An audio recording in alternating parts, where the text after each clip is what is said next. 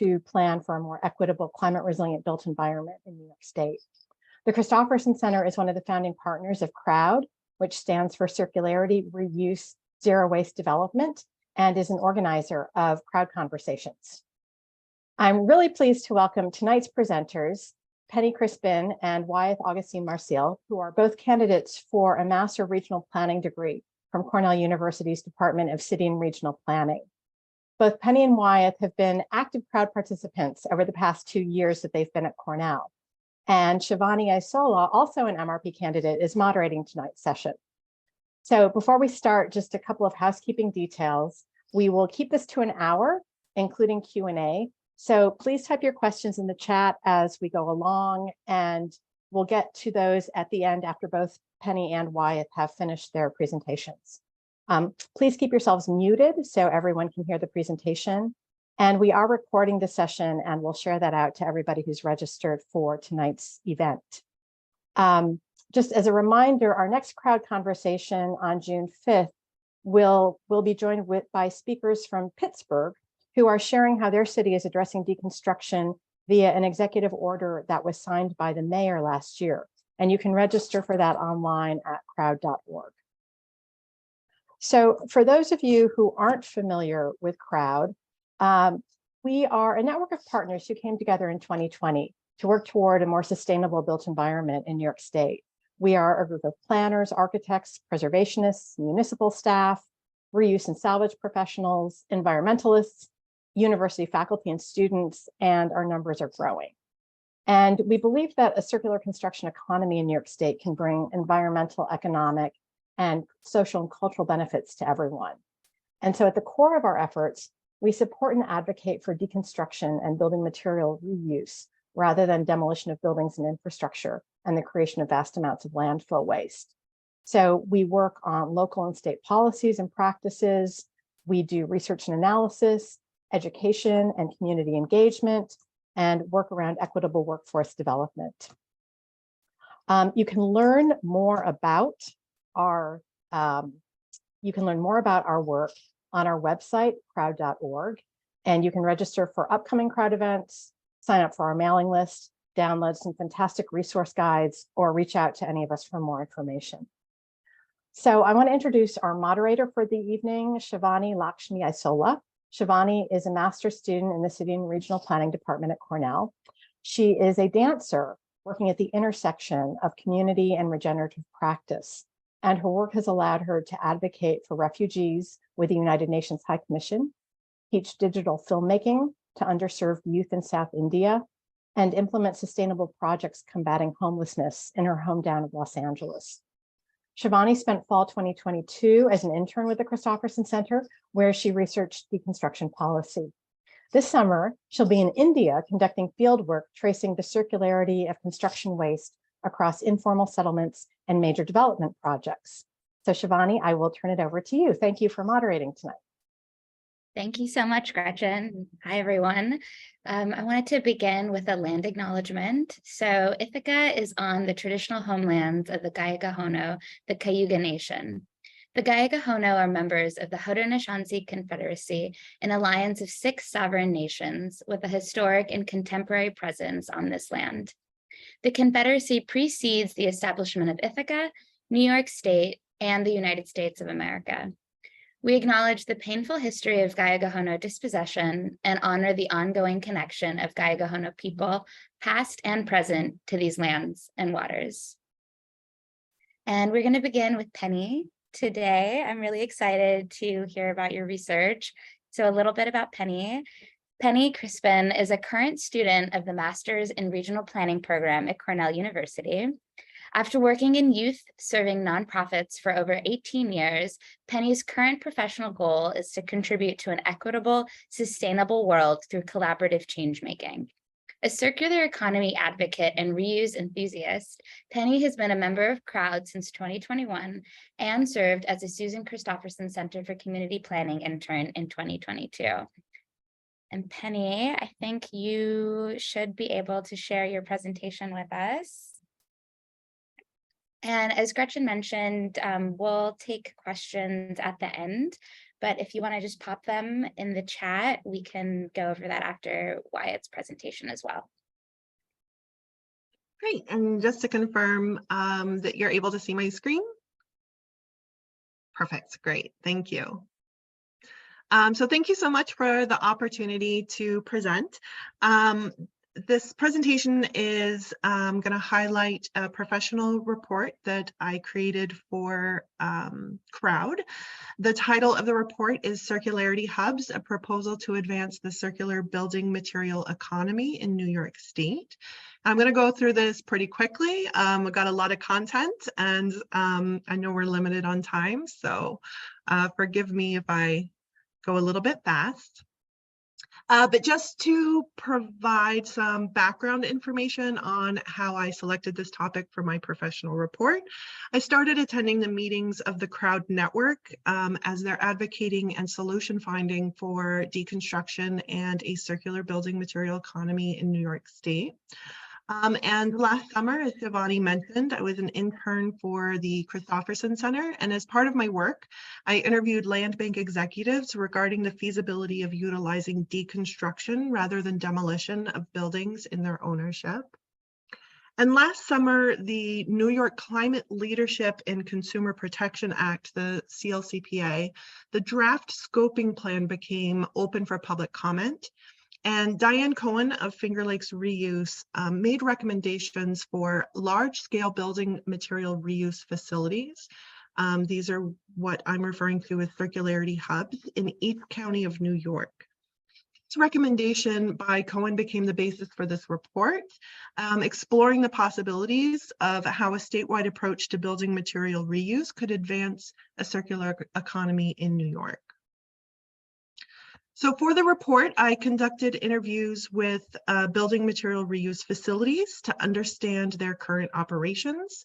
I conducted reviews of reports by governmental agencies, by nonprofits, by various consultant agencies, and also academic reports about deconstruction and circular economies. And I analyzed the market conditions in New York State and the legislative environment that provide favorable conditions for a statewide approach to building material reuse infrastructure in New York. So just to briefly summarize some of the background on why this is such a critical topic to explore, construction and demolition debris is the largest component of a waste stream globally. CDD landfills pose environmental risks, consume large amounts of lands, and have high cost, high resource maintenance. 46% of resources extracted globally are for construction and building maintenance. CDD waste and demolition produce numerous public health risks, and over half of the CO2 embodied in building materials are not from their operational use. So even though buildings are becoming more efficient to heat and cool and operate, as that becomes more efficient, the percentage of the embodied CO2 becomes really related to the material extraction, processing, transportation, you know, that pre-life, pre-use life, and then end of life with demolition and landfilling. So I did profiles of 4 reuse facilities that are currently operational. The first one is Community Forklift. This is a nonprofit organization. This is their warehouse located at Edmonston, Maryland, in the greater Washington, D.C. metropolitan region. Community Forklift is a nonprofit mission driven to reduce waste and return used building materials to the market. That is their primary focus.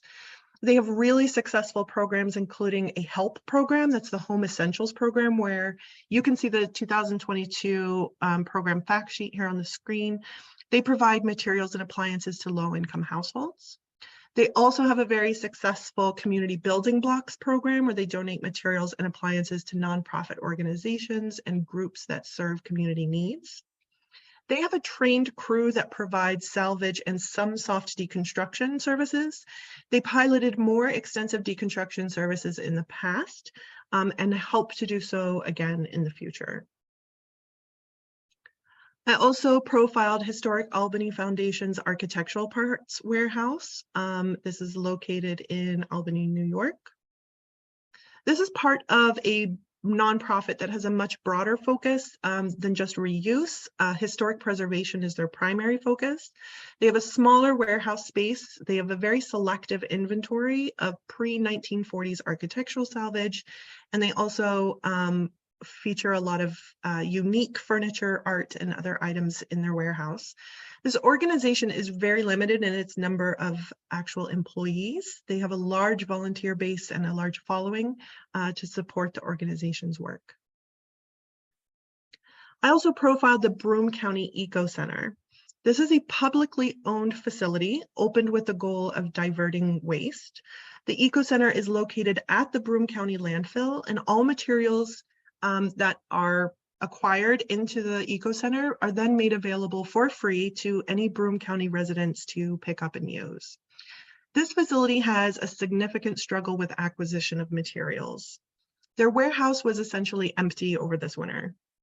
Their location at the landfill and the fact that there are no dedicated employees for the Eco Center are two of the contributing factors for this difficulty that they have in procuring materials.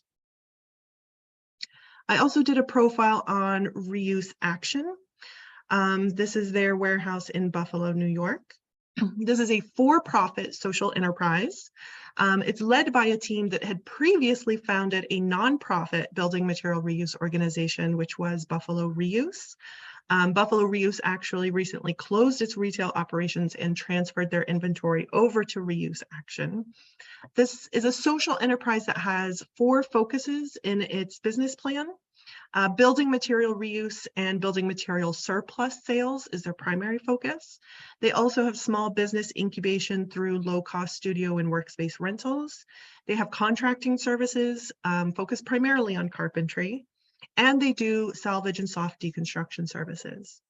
Like Community Forklift, Reuse Action did do fuller deconstruction services in the past and hope to do that again in the future.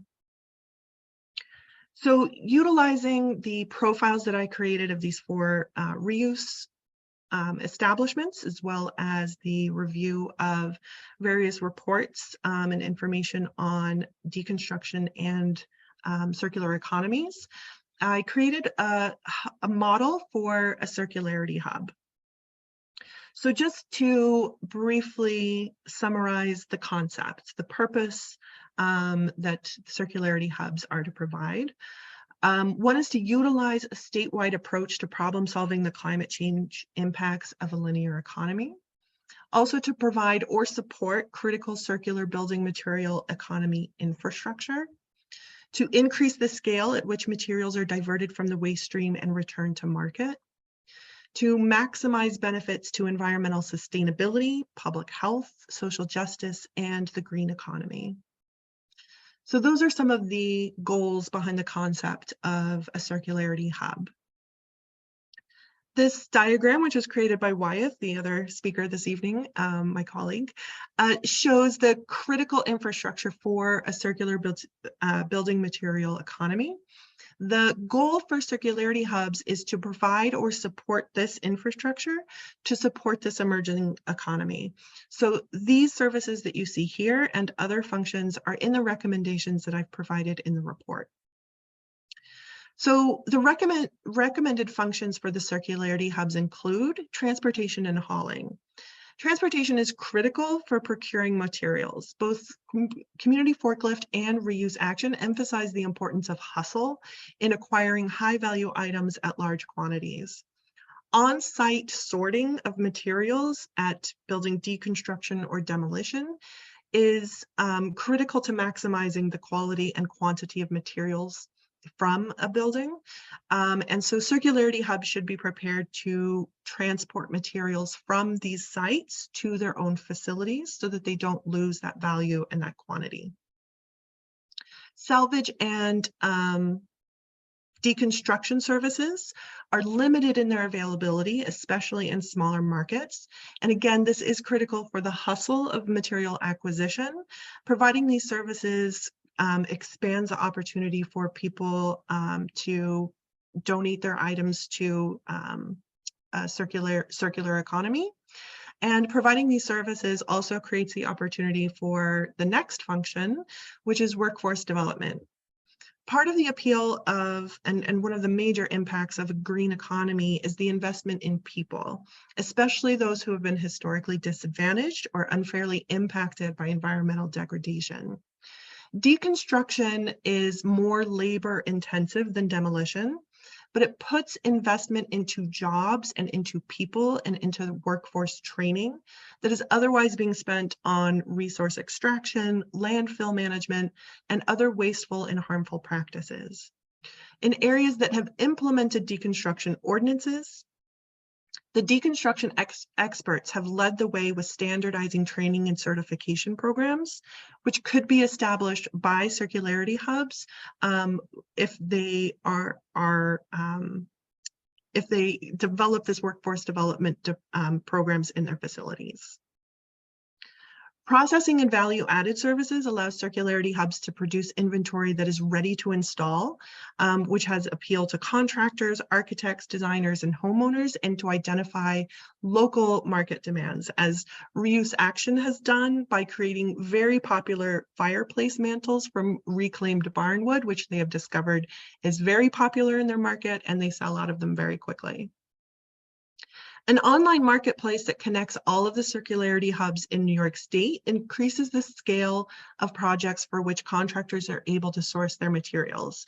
The time-saving value of quickly identifying where needed materials are located will appeal to the underdeveloped business-to-business sales of used building materials.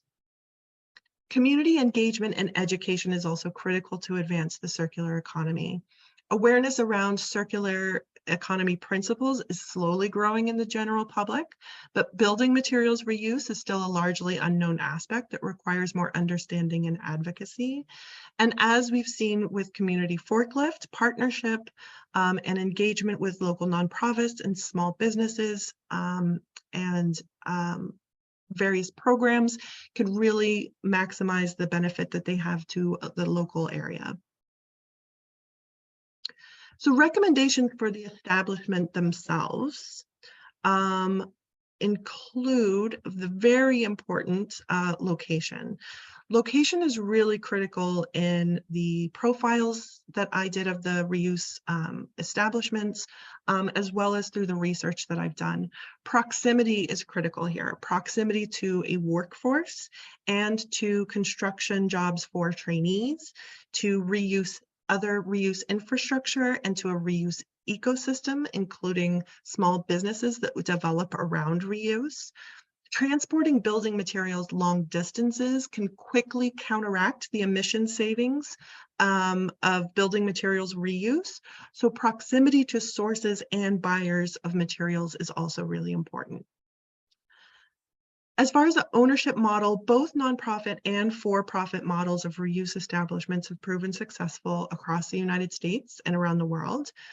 The extent of services provided by a circularity hub itself would likely overreach what would be publicly owned, but private-public partnerships could be beneficial for the establishment of long-term infrastructure, and private-public partnerships in circular economies is especially shown successful in European countries and other countries that are developing a number of circular economy priorities.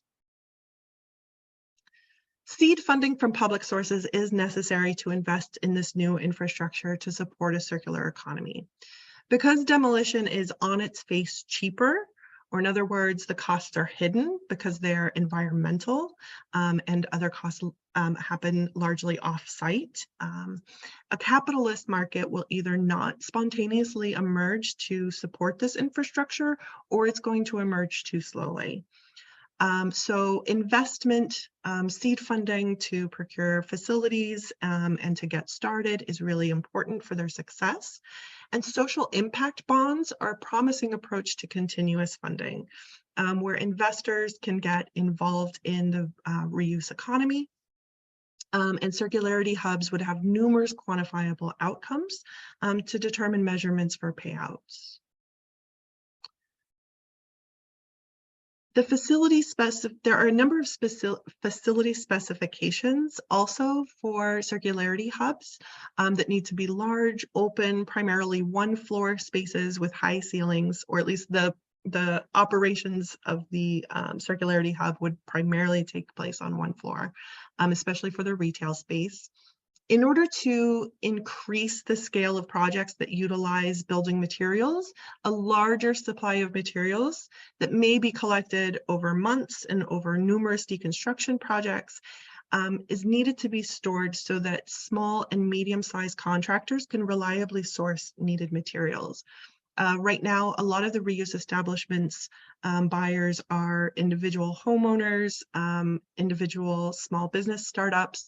And in order to increase that scale of projects that are being supplied by reused building materials, we also have to increase the scale at which those materials are available to meet the quantity and quality that's being sought by contractors. Looking at a few different industry reports and at the legislative environment, I do see favorable conditions for the introduction of circularity hubs in New York State. And so this is just to highlight a few of those. Very simple little diagram here, but for both lumber and building material stores and home improvement stores, wages, employment, and revenue are all projected to increase over the next 5 years and likely beyond. However, the number of establishments is expected to drop. So although the work and the material are needed, access is likely to decline.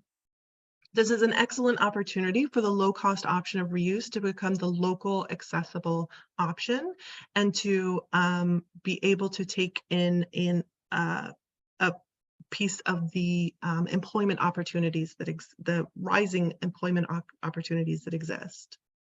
Used goods stores are expected to grow in wages, employment, revenue, and number of establishments.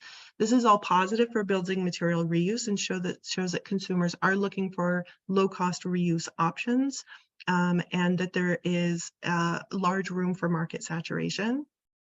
The demolition and wrecking industry is also projected for increase over the next 5 years, which is not great at the status quo. When we look at that, that does not look great for those of us who are advocating alternatives, but it does confirm that sources of building materials will rise, as will the opportunities for alternatives to demolition, and then the need for trained workers in deconstruction as an alternative. Lastly, I'd like to highlight the specific line items in the final scoping plan from the New York Climate Action Council and its statement of what New York State should be doing and supporting to reach the CLCPA goals. All of these support the above highlighted functions of the circularity hubs. So the scoping plan states that New York should be supporting a revolving loan fund for reuse of buildings and building materials, workforce skills and broad public awareness and engagement that motivates behavioral change, use of materials exchanges and development of avenues for material reuse, targeted grant funding programs to support reuse, policy approaches that increase the capture and use of building deconstruction materials and recovered aggregate, financial support for local reuse centers, material exchanges, and repair shops, workforce development, job training, and trade skills in repair, refurbishment, remanufacturing, recycling, and innovative materials reuse, and statewide campaigns for reduction, reuse, and recycling targeting New York residents and businesses. So as you can see, all of these items that are highlighted in the scoping plan for the CLCPA support circularity hubs and the infrastructure they would provide for a circular building material reuse economy. Certainly the report goes into more detail on some of these things, but those are some of the highlights. And that concludes the presentation. So thank you again. And if you have any questions, you can type them in the chat and we'll do Q&A after Wyeth's presentation. Thank you.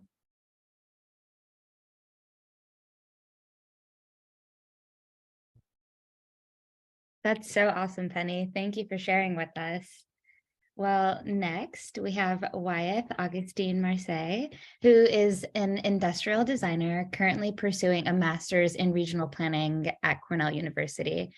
Wyeth's academic and professional interests center around just material management, and he has worked on efforts to address textile, plastic, food, and building waste streams.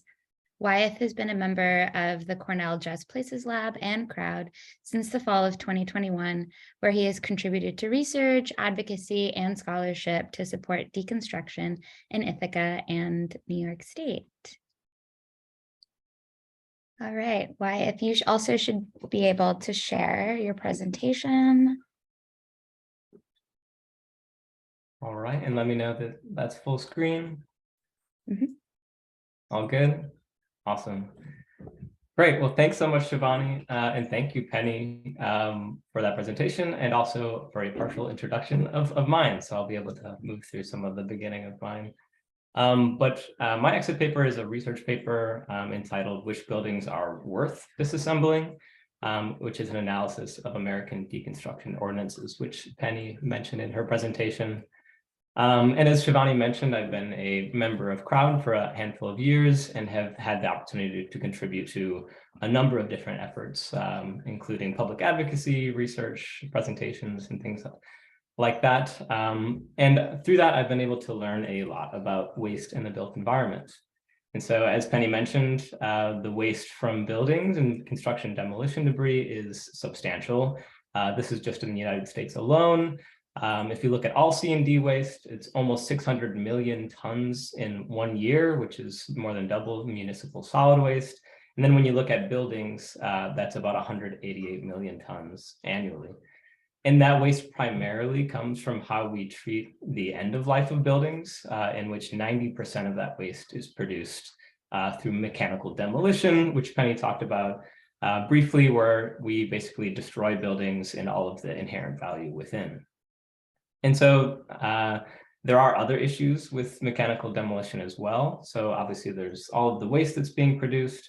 There's also the embodied carbon that's being wasted that Penny mentioned as well. So all of that carbon that's already been emitted to extract and process and transport to put in place, which we effectively waste and need to re-extract things when we waste them. But then there's also an issue of public health, which is the production of fugitive dust, which is the dust that is kicked up when buildings are mechanically demolished. And so if a building has lead paint or asbestos within, that can shower nearby neighborhoods as far as 400 yards away. And so it settles on surfaces, soaks into the soil, and creates public health issues that have been shown to create higher instances of illness. And so the alternative, like Penny mentioned, is deconstruction, which is to disassemble a building to maximize the amount of material recovery for reuse, which should be noted is better than recycling, which is better than landfilling. And so deconstruction can take many different forms, but is essentially a meticulous process to get as many reusable materials as possible out of a building if it must be removed. And even on its face, I think it's pretty easy to understand that demolition and deconstruction are pretty dramatically different outcomes for removing a building. And it's pretty clear that deconstruction is the preferred method. And so 3 of those main proposed benefits of deconstruction are to produce less waste than demolitions, to preserve that embodied carbon, and suppress that fugitive dust, which it's been shown to be much more effective at doing all of those things than demolition. And as this has gained traction in the United States, Penny mentioned there have been a number of cities that have even passed deconstruction ordinances, which require some buildings to be deconstructed rather than mechanically demolished. And so that started in Portland, Oregon, and there have been 4 in the US since, as well as a couple in Canada, most recently in San Antonio, Texas. And so as I was researching this, I was also working on policy recommendations for the city of Ithaca. And at the same time, there was this large affordable housing complex in Ithaca that was scheduled to be removed. And while there was also another deconstruction project happening in town, there wasn't really conversation around potentially deconstructing this building, which was kind of confusing to me at the time because at 70 units and a whole complex of buildings, there stood to be a lot of waste produced.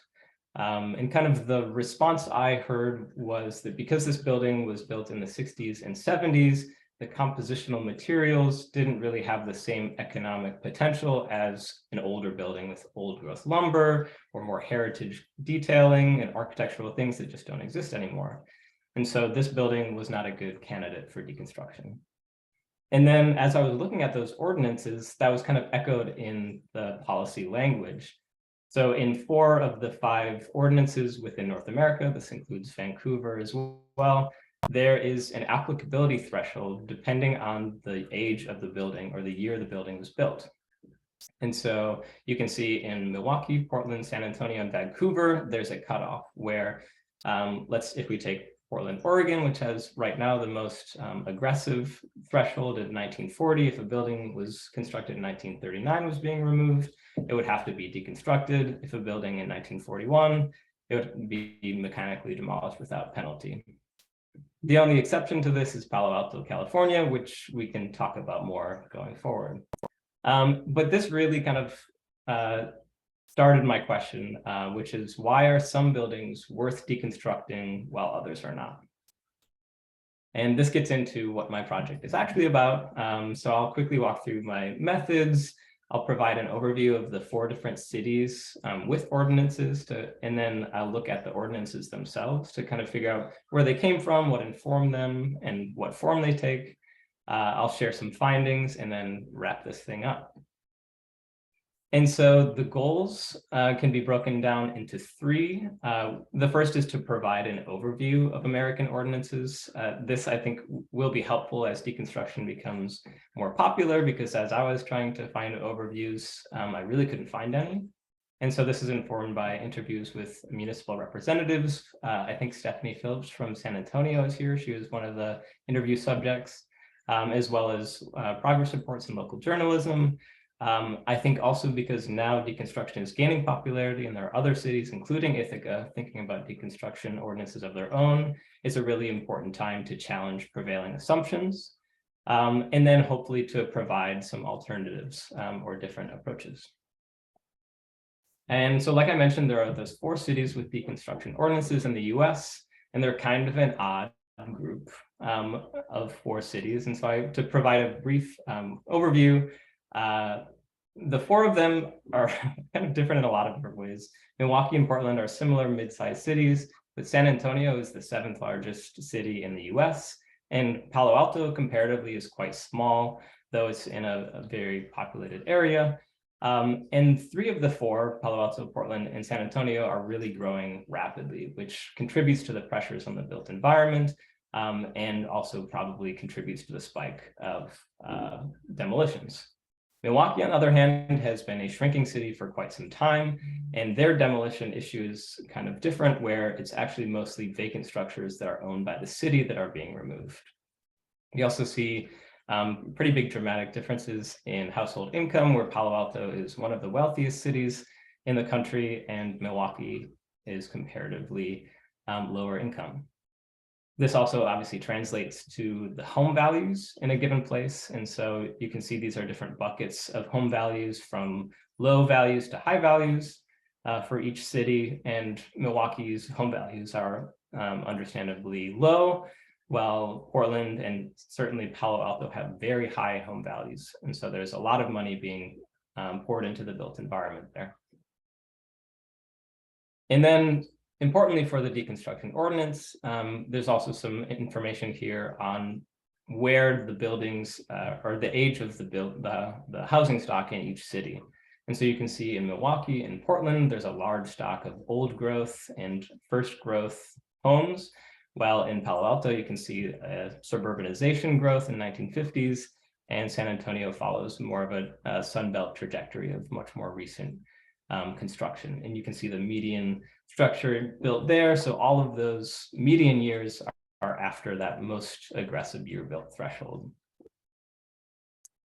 And so to quickly provide an overview of each of the ordinances, the first ordinance that was passed in North America was in Portland, Oregon. And it stemmed from neighborhood activism in the face of a tide of demolitions brought in by those high real estate pressures, by people flooding into the city. And this neighborhood organized and pressed the city for action. And they actually produced a document that included deconstruction in it. And eventually that led the city to act and form an advisory group. They started by providing grants to individual homeowners to explore deconstruction, and then eventually passed the first deconstruction ordinance in North America, with key factors included of waste and heritage, both of materials, but also the neighborhood character, or specific things called out in their policy. And today, Portland deconstructs about 2/3 of all full removals for residential buildings, and is broadly considered the municipal leader in deconstruction and a source of inspiration and information.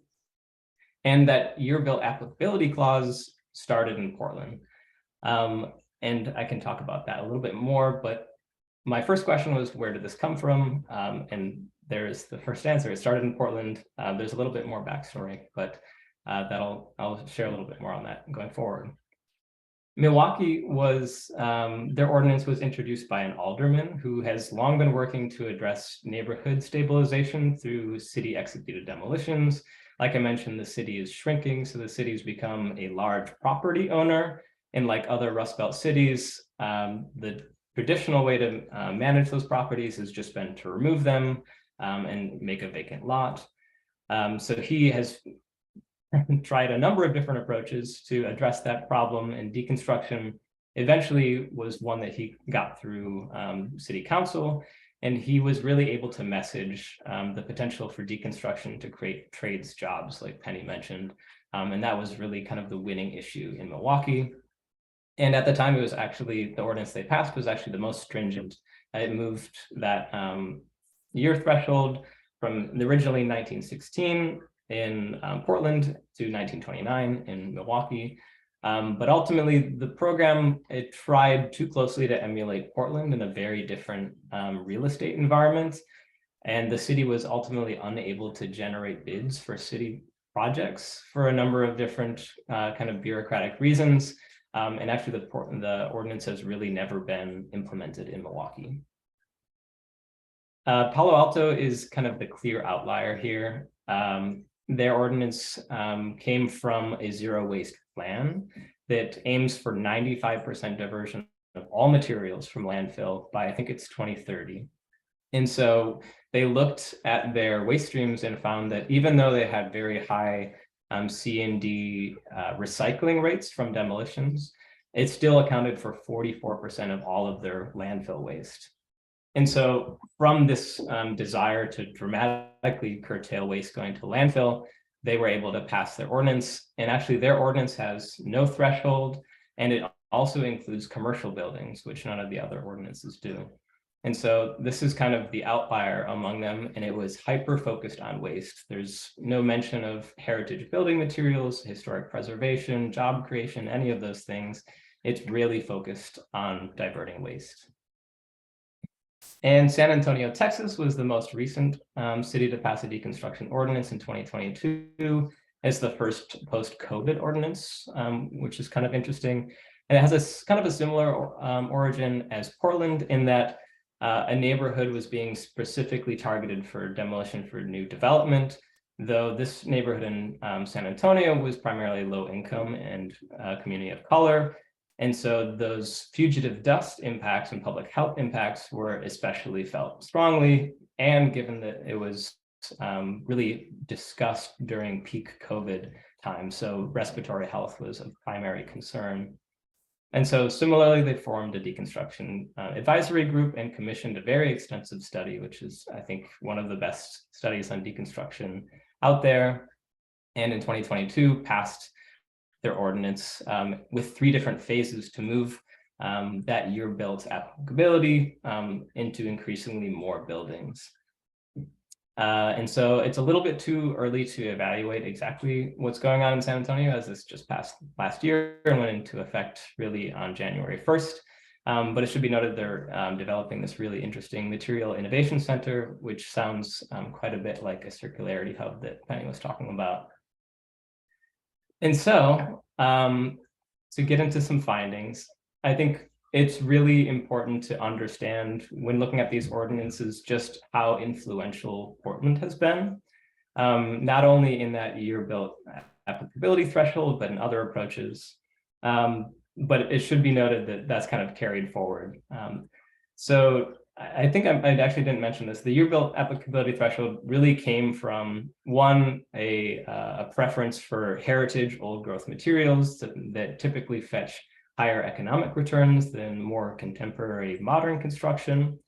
But also it's used as kind of a tap to open up deconstruction to more and more projects so as to not overwhelm a nascent industry or ecosystem in a given place.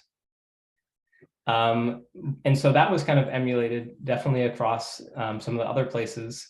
But to kind of further visualize exactly what that influence has looked like, I performed a content analysis using an artificial intelligence content analysis software that analyzes the language of Milwaukee, San Antonio, and Palo Alto's ordinances as compared to the original deconstruction ordinance in Portland.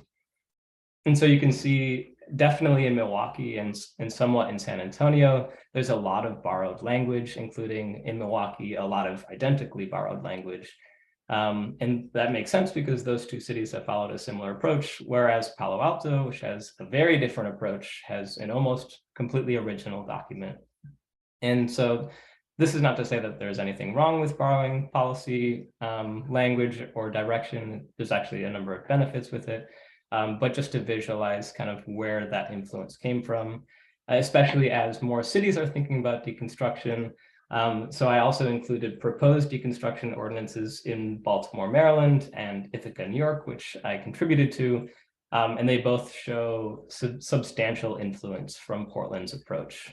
And so it's important, I think, to kind of understand that influence and also challenge some of where, or at least investigate where some of those assumptions came from as they've been replicated and stand to be replicated further as more cities adopt deconstruction.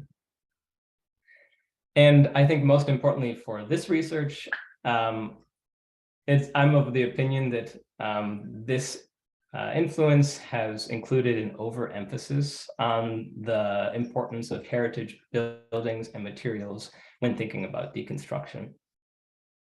And so I mentioned earlier the neighborhood community group that published the first document related to deconstruction in Portland, and on the second line is the importance of the preservation of each neighborhood's historical heritage and character. And that was then carried over into the language of Portland's ordinance as well, which was specifically said to deconstruct the city's oldest and most historic houses. And that's, I think, some of where that year-built threshold comes from. And so that's clearly been carried over into other cities. So this is another form of content analysis that looks at the 4 different ordinances and whether or not they mention any of these categories as a proposed benefit of deconstruction. And you can see in Portland, Milwaukee, and San Antonio all have emphasis on heritage materials and historic preservation, and also include that year-built threshold, whereas Palo Alto does not include any mention of those things and also does not include a year-built threshold, and they choose to deconstruct everything. And so I think this is not to say that heritage materials are not precious and must be salvaged, because they are, they don't exist anymore. And I think they are incredibly important. But I think the overemphasis comes when we zoom out on what the broader goals of deconstruction is. And I'm of the opinion that it should divert as much waste as possible, protect public health from fugitive dust, and preserve that embodied carbon. And this is especially evident when you look at the entirety of the building stock in the US. And to say you applied the most stringent deconstruction ordinance with a year-built threshold, which is Portland in 1940, to the entire building stock, that line is there, leaving 122 million or 87.7% of buildings that would not be protected from demolition, even in the most progressive deconstruction ordinance with a year-built threshold. And so that kind of begs the question of why are these buildings worth it? And 87.7 plus all of the buildings we're building today are not worth being deconstructed, even in the most aggressive perspective. And that, to get back to the question of what the broader goals are, if you include that limitation, it really dilutes those goals of waste diversion, embodied carbon retention, and especially fugitive dust suppression. And there's actually benefits of deconstructing newer buildings. They're less likely to contain toxic materials like asbestos and lead. They may have more reusable fixtures, and they're typically lighter and easier to transport. I recognize I'm running out of time, so I'll kind of speed through the end here. Just some examples of treating older buildings and newer buildings in different ways. It shouldn't be, maybe the raw materials within a newer construction are less valuable than the old growth lumber, but that means it's just a different challenge that we can approach differently. So one really good example is the Building Deconstruction Institute, led by Dave Bennick outside of Seattle. When he deconstructs newer construction, he takes an approach called panelization, where he takes whole sections of walls off and whole building elements. And then oftentimes with a section of wall, especially contemporary construction, he won't disassemble it to its raw materials. He will leave it in the form of a wall and sell it to someone as a wall, and someone will repurpose it as a wall, thus preserving all of those materials because the sum of their parts are greater than the individual. Other examples are reusing concrete or entire concrete foundations as opposed to downcycling them. Again, just examples of materials that are typically not considered as valuable, but have opportunity to be reused and diverted when typically they might not be considered as valuable as heritage building materials. And I guess on a last point, to put deconstruction in context, deconstruction is an alternative to demolition, a much better alternative to demolition. In fact, in Palo Alto, from their first 32 buildings, they were able to divert 92% of materials from landfill, which is incredible. But on its flip side, you could also say 93% of materials were either recycled, downcycled, or landfilled, and only that 7% of materials was truly reused. And so when a building is left in place, all of those buildings continue their lifespan. When a building is removed, even through deconstruction, which is the preferred direction, there's still 93% of materials that will not be reused or continue their lifespan.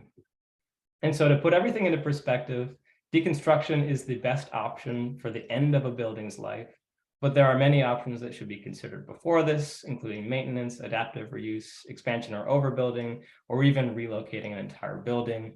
And those are all preferable in a building treatment hierarchy that I'm developing with the Just Places Lab and Dr. Minner, to put deconstruction kind of in context of other building treatments. So while it is much preferable to all forms of demolition, it is not preferred to, it's better to extend the building's life rather than end it. And so in conclusion, deconstruction ordinances cannot be a one-size-fits-all policy solution. That's especially evident in shrinking cities. So like Milwaukee tried applying Portland's approach, but that failed. So I think there needs to be different approaches for different cities, which is perhaps obvious, but we've seen some precedent otherwise. And I'm also of the opinion that the goal of the deconstruction movement should be to entirely supplant mechanical demolition, in that while deconstruction still has issues and produces a lot of waste, it is much preferred to mechanical demolition in almost every case. And so I believe that should be the ultimate goal of the deconstruction movement. And that, of course, means new construction must be considered within this process. And so the prevailing opinion or assumption that heritage materials are preferred to contemporary materials, I think we really need to challenge, especially when considering all of the waste and public health impacts that we stand to suffer. And that deconstruction, while is a good solution, is just a part of a larger movement toward a more sustainable built environment. And I will end on that. Thank you. Awesome. Thank you so much, Wyeth. Thank you again, Penny. We have a bunch of questions actually in the chat. And Penny, I see you're already answering a couple of them. Thank you. Let's see. So the source of predictions, that's great. Actually, Penny, there was kind of a more complex question about decision making and things like that. We can start with that, perhaps? Yeah, absolutely. And actually, I'll back up because I see a question in here of the important point of what is the reason to not deconstruct the building. Mhm. So I think that is a great question to kind of start with. And the number one problem at this point that most places are facing when they're selecting between deconstruction and demolition is that deconstruction is more expensive. It's debatable how much more expensive it is. Money cost wise, the dollar amount is not terribly significant when you account for the value of the building materials that are saved. But because demolition is much faster and requires much less labor because it's mechanical, the labor cost is a significant difference between the two. And so people who are advocating or who are providing deconstruction services are continuously underbid for projects by demolition contractors. And so that's one of the major factors, probably the most important factor in why demolition is being selected over deconstruction. So the question on here was like, who is the decision maker at the end of a building, at the end of a building's life, as far as whether deconstruction or demolition happens and whether that's the owner. Yes, so the owner does have the option of seeking out the particular approach that they want to the end of the life of their buildings. However, even in the profiles that I did with Community Forklift and Reuse Action, who provide at least soft deconstruction services, they have to go in themselves to do it, and have found that even sometimes when homeowners say they want the deconstruction of a certain amount of the materials or whatnot, they may get to a site and find out the demolition contractors already have damaged things irreparably. Once a building is demolished, sorry, that's my cat. Once a building is demolished, the materials, if they're not sorted on site or handled properly, quickly lose value, become contaminated by the various lead and asbestos and other hazards. And so even sometimes when it's a homeowner's choice to try to get salvage or deconstruction, that's not always how it plays out once a demolition contractor is on site. So that's kind of a difficult issue where even people who offer those deconstruction services are not always able to get to the work on time and get the materials properly sorted on site. So that was the question about the decision maker. So hopefully that answers that question. And then Amir also had a question about the certification of reused products. So this was outside of the scope of the research that I did, but I can just answer with what I'm aware of in the research that I have read, which is there's not a real widely used standard for grading reused building materials. However, they've been shown mostly to be as to have the same grade of strength or more, especially in a lot of these buildings that are being deconstructed that are historical, as they have old growth wood, which is actually more dense than newer wood that's being used in construction. And that with some modifications, so limited processing such as trimming the ends of the lumber, that significantly can increase the grade of the wood that's being used. But typically the wood itself is denser and of a higher quality than newer construction wood. I don't know if Wyeth or Gretchen, if you have any additional information on that particular question, since I didn't specifically research that. I think that's a great answer. Thanks. Kind of on jumping off that vein, so why this is a question for you from Gretchen. I really love this question, Gretchen. So I think we all agree that all buildings should be considered worthy of deconstruction, but for communities that are just introducing ordinances, how do we sort of account for flooding the market? Or do you have any recommendations for phasing? So policymakers, construction companies, everyone sort of along the value chain, it doesn't become overwhelmed.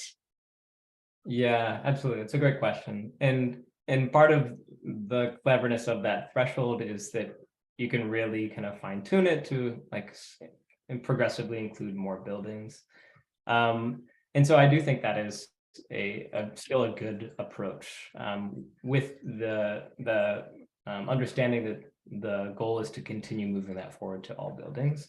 I think there are other approaches, such as instead of the year built threshold, you could put a threshold on the cost of the building that's replacing it. That might be a more equitable approach. So higher income and more expensive projects would have to pay for that additional cost of deconstruction, but they're also more capable of recouping that. There's also, Portland has just started doing complementary policy, such as requiring all buildings, even if it's going to be mechanically demolished, to hand remove painted things, so lead painted things, which then it starts to tip the scales away from demolition. But then also creating outlets for markets, exactly how Penny's talking, so that you can offset the that initial cost of deconstruction. So I think there's a couple, and it's not to totally deride that year built threshold. Is I think the point of my paper should be that is a useful tool, and it's a tool that's a means to an end. Yeah, where have you seen the tiered structure in play? For cost? Yeah. I think Palo Alto experimented with that and then decided not to, or utilized it for some time and decided with their new ordinance not to. So I don't think that's for deconstruction. I don't think that is applied anywhere right now. Okay. Awesome. I would actually love to ask this question of Wyeth, and this is going to become a discussion outside of this presentation, but also about the limitation on commercial buildings. Because in the research that I did, what I found from the reuse establishments that I profiled, and just from the general research, is that a lot of high quantity, high quality materials come from commercial buildings, educational buildings, warehouse deconstruction, school building deconstruction, and a lot of the ordinances are focusing on residential constructions only for demolition. So my question that, Wyeth, I'm going to take you out to lunch and talk to you about is going to be also in why the restriction to residential as opposed to opening it to commercial properties.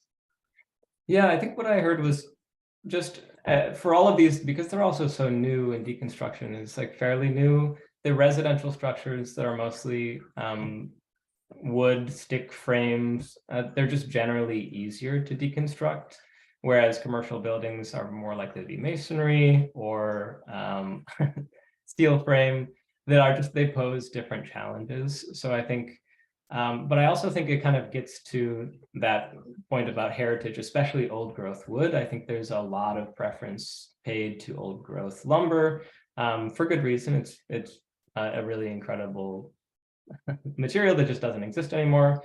And I think that's another reason that residential is preferred and commercial isn't. Additionally, commercial structures, if they are concrete or steel, that also already has very high recycling rates. But concrete is one of the concrete and steel are both two of some of the most carbon intensive products. And so while they're recycled, it's better than being landfilled. It's still highly intensive from a carbon perspective. So I would also advocate that it's important to find ways to reuse those materials, maybe even more important than residential because of the relative carbon intensity. I should also mention that a couple other people I spoke to also mentioned the importance of renovations and not just full building removals. So all 4 ordinances only apply to full building removals. Sean Wood from the city of Portland even speculated that there might be more waste coming from renovations than full building removals. So finding ways to kind of regulate where those materials end up is also should be part of the conversation around deconstruction. Very cool. Well, I have more questions actually, but I guess we can go over it at lunch because we are a couple minutes over. Gretchen, if there's anything else you'd like to say about the next crowd conversation. Thanks everybody for joining tonight. We will have one more crowd conversation in June before we take a break for the summer.